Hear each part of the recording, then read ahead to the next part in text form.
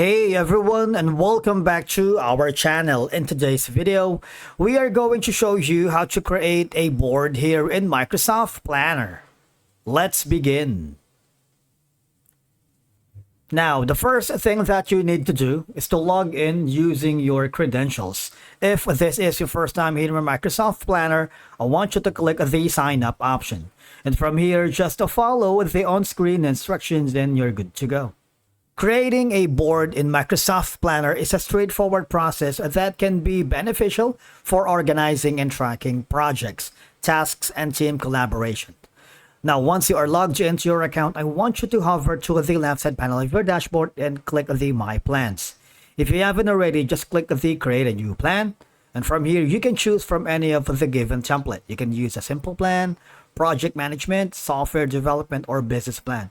If you want to see all the templates, just click on it. If you want to create a basic, start with the list and board right here. That's the easiest way for you to create a board. Click on the basic, and obviously all you have to do is rename the plan. All right, and click on create.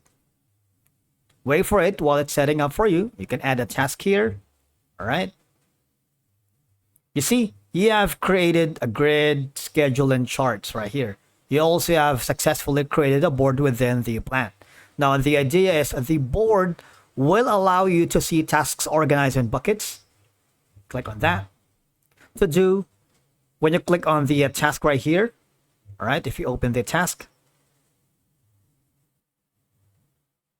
you have all of these information. Bucket, start date, progress, like, is it going to be in progress? Is it completed? Or you can also add notes and add an attachment as well if you wanted.